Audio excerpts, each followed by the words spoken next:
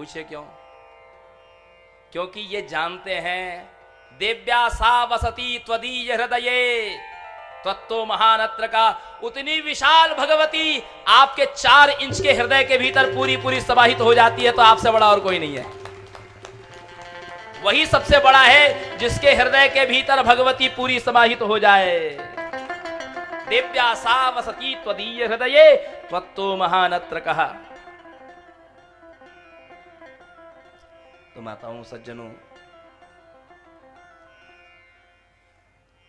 पहले मनवंतर का नाम है स्वयंभू मनवंतर, दूसरा है स्वारोचिष, तीसरा है उत्तम, चौथा है तामस, पांचवा है रैवत, छठवां है चाक्षुष और 7वां मनवंतर जो अभी चल रहा है उसका नाम है वैवस्वत। इसके बाद जो मनवंतर आएगा उसका नाम होगा सावरणी, उसके बाद में आएगा रुद्र सावरणी, उसके बाद में धर्म सावरणी, उसके बाद में देव सावरणी, उसके बाद में दक्ष सावरणी।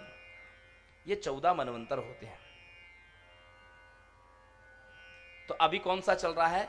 7वां मनवंतर चल रहा है। 7वें मनवंतर में कितने चतुर्युगी होंगी? कितने सतयुग, त्रेता, द्वापर, कलयुग होंगे? 71। तो अभी कौन सा कलयुग चल रहा है? अष्टाविंशतितमे कलयुगे। अभी 28वां कलयुग चल रहा है। तो सज्जनों माताओं, हजारों लाखों करोड़ों वर्ष पूर्व स्वारोचिष मनवंतर में, जो दूसरा मनवंतर था, उसमें चैत्र वंश में एक राजा हुए। स्वारोचिषेंतरे पूर्वम चैत्रवंश समुद्भवा, सुरथो नाम राजा भूत समस्ते क्षिति मंडले। एक सुरथ नाम के राजा हुए उस स्वारोचिष मनवंतर में। तस्य पालयतः सम्यक प्रजापुत्र निबहुरसान, अपनी प्रजा को पुत्र के समान, संतान के समान पालने वाले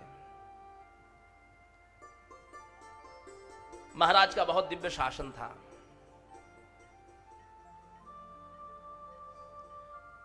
बभू शत्रु भूपा कोला विध्वंस नस्तदा। उस राजा के कुछ शत्रु हो गए, कोला विध्वंसी क्षत्रिय। कोला विध्वंसी क्षत्रिय स्वभाव से तामसी थे, लड़ाकू थे, मदिरा पीने वाले, नास्तिक थे,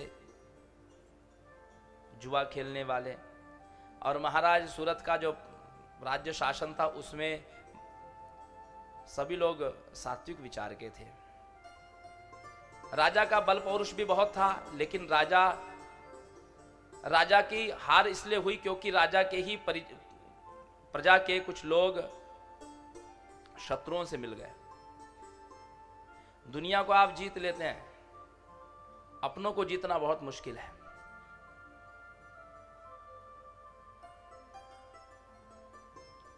पूरी दुनिया को आप संतुष्ट कर देते हैं, घर वालों को संतुष्ट नहीं कर पाते।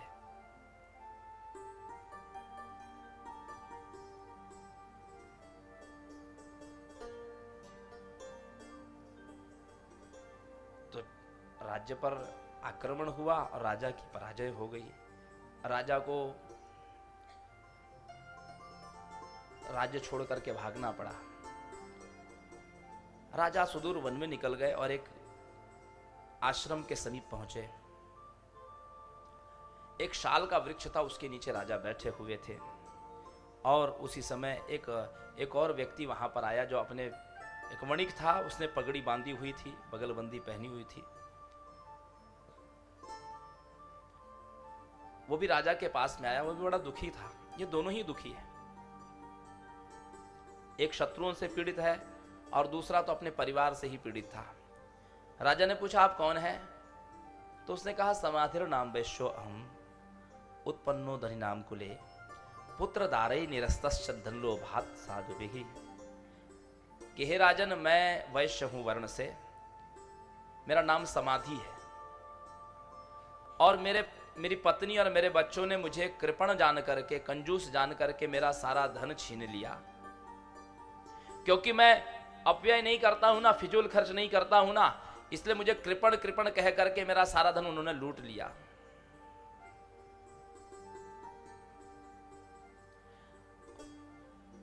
संग्रह करने वाले का धन लोग छीन लेते हैं। दानम भोगम तथा नाशक धनस्य गतिरिदृशी दानम भोगम कृतीनाम च पाप नाशम पापात्मना किला। धन की ध्यान रखिएगा, 3 ही गति होती है, धन की 3 ही गति होती है। पहला है दान, या तो आप अपनी कमाई में से दान करिए। दूसरा भोग, अच्छा खाइए, अच्छा पहनिए, अच्छे सोने चांदी पहनिए, अच्छी गाड़ी में घूमिए, अच्छा मकान बनाइए, शादी विवाह में खर्चा करिए, इसको भोग कहते हैं। घूमने फिरने जाइए, तीर्थाटन के लिए जाइए, इसको भोग कहते हैं। पहली गति क्या है धन की? दान। ये भी दान का एक प्रकार ही है। ये जो कथा हो रही है ये भी दान का एक प्रकार है, दान ही है ये, क्योंकि ज्ञान यज्ञ में कथा का दान हो रहा है।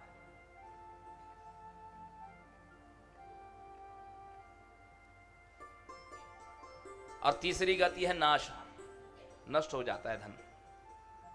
तो दानम भोगम कृतिनाम च, अपने ऊपर धन खर्च करना और दान करना ये पुण्यात्माओं का होता है, कृतिनाम। और पापी नाशम पापात्मनः किला, पापी का धन जो है वो नष्ट होता, न किसी को दान देता है वो और न ही स्वयं भोगता है, हमेशा फटे चिथड़ों में रहेगा, पुराने से मकान में रहेगा, किसी की सहायता नहीं करेगा। और ऐसा व्यक्ति कब हार्ट अटैक से मर जाता है, उसका कहां पर पैसा रखा हुआ है। आज भी देखिए भूमि में से खुदाई होती है, पुराने मकानों में से तो हंडे निकलते हैं। ये किनके हंडे निकलते हैं? जिसमें चांदी के सिक्के भरे रहते हैं, सोने के जेवर भरे रहते हैं। किनके निकलते हैं? वो कृपण व्यक्तियों के निकलते हैं, जिन्होंने अपनी पीढ़ी को नहीं दिया, अपने बच्चों को जिन्होंने धन नहीं दिया, छिपा करके रखा, किसी को राज नहीं बताया। मौत का झोंका आया, निकल गए, उनके साथ ही वो धन का राज भी चला गया। 50, 100, 200 साल के बाद में जब उनकी प्रॉपर्टी बिकी, मकान की नींव खोदना शुरू किए तो हंडा निकला। तो हंडा जब निकला तो ऐसे नहीं निकला, जब हंडे को खोला गया तो उसमें सांप निकला, सर्प निकला। सर्प को हटाने का बहुत प्रयास किया गया, नहीं हटा। कौन था वो सर्प? जो उतने भूमि के भीतर जा करके बैठा था, वही व्यक्ति था जो धन की कामना लेकर के मरा था, वही अपने धन पर सर्प बन करके बैठा। यही नियम ही है। वही व्यक्ति अपने धन को रक्षा के लिए सर्प बन करके बैठा रहता है। फिर जब तक सही उत्तराधिकारी नहीं मिलता तब तक वो सर्प हटता नहीं है। तो नाशम पापात्मनः किला, पापी का धन नष्ट होता है। तो समाधि वैश्य पापी तो था नहीं, लेकिन अपव्यय नहीं था। धन का अपव्यय नहीं करना चाहिए। सज्जनों माताओं, किसी महापुरुष, किसी उद्योगपति का यह सूत्र है जो मुझे ठीक लगा, मैं आपको कथा में कहता हूं। वॉरेन बफेट करके एक उद्योगपति है पश्चिम देशों के, उन्होंने बहुत अच्छी अच्छी बातें कही। एक दो बात उन्होंने एक बात कही कि यदि आप आज उस चीज के लिए धन को खर्च कर रहे हैं जिस वस्तु की आपको आवश्यकता नहीं है, तो फिर आपको उस वस्तु के लिए आपको कर्ज लेना पड़ेगा जिस वस्तु की आपको विशेष आवश्यकता होगी। कई लोगों को यह शौक होता है कि जो भी मार्केट में लेटेस्ट गाड़ी का मॉडल आए हमको तो लेना है, हमारे पास होनी चाहिए। वैसे माताओं को बेचारी को ज्यादा कुछ होता नहीं है, उनको केवल साड़ी और जेवर का ही थोड़ा सा ये होता है, उतना होना भी चाहिए, लेकिन लोगों को रहता है।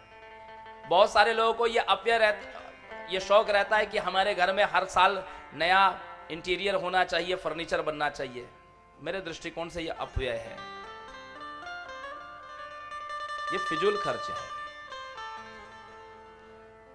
मैं उनकी बात तो कर ही नहीं रहा कि जो जुए में और शराब में और दूसरे व्यसनों में जो खर्चा करते हैं, मैं उनकी तो कोई बात ही नहीं करता।